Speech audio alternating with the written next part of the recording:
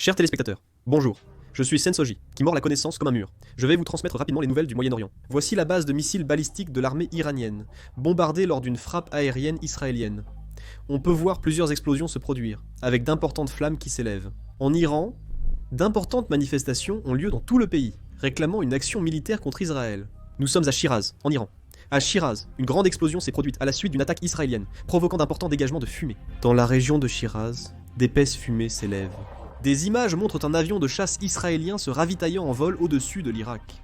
Cette vidéo montre l'espace aérien iranien pendant l'attaque aérienne israélienne. Après l'attaque, de nombreux avions étaient en vol, mais l'espace aérien s'est rapidement vidé.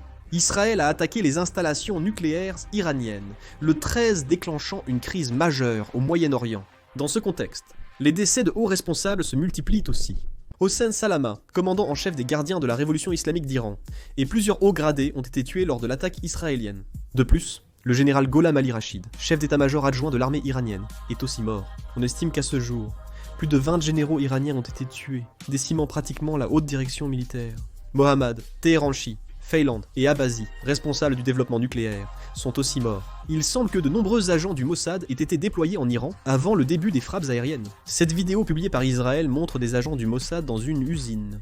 Dans cette vidéo, on voit des agents du Mossad déployés en Iran, en train de détruire le système de défense aérienne iranien. Une attaque de drones iraniens Shahed contre Israël a été interceptée. L'attaque des drones Shahed iraniens n'a pas causé de dégâts significatifs. Israël met actuellement en place les mesures nécessaires pour que ses principales usines fonctionnent 24 heures sur 24. Israël a annoncé dans les médias sa coopération étroite actuelle avec les États-Unis. Ils ont prévenu l'administration américaine avant l'attaque et poursuivent actuellement leur étroite collaboration. Reuters a rapporté que l'Iran prépare une riposte sévère contre Israël. On rapporte que les systèmes d'interception de missiles et d'alerte aux missiles d'Israël subissent actuellement une cyberattaque de la part de l'Iran. On prévoit qu'une attaque massive de l'Iran contre Israël aura lieu prochainement. L'ambassade des États-Unis en Israël a demandé à ses employés et à leurs familles de rester sur place jusqu'à nouvel ordre.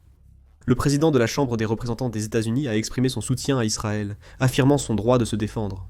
L'Allemagne a exprimé son soutien au droit d'Israël à se défendre. La France a également exprimé son soutien au droit d'Israël à se défendre. La Chine a critiqué Israël pour avoir violé la souveraineté de l'Iran. Toutes les unités militaires irakiennes seraient en état d'alerte maximale. L'Irak et la Jordanie ont fermé leur espace aérien, mais la Jordanie l'a ouvert aux avions de combat israéliens. Une alerte de raid aérien a été déclenchée en Jordanie, car des drones iraniens Shahed ont traversé son espace aérien. Tous les drones Shahed ont été abattus en Jordanie. Nous conseillons à nos téléspectateurs au Moyen-Orient de faire très attention à leur sécurité. Nous demandons à chaque site d'affaires de renforcer la sécurité en vérifiant les lieux d'évacuation et en se préparant au pire. Merci. Merci.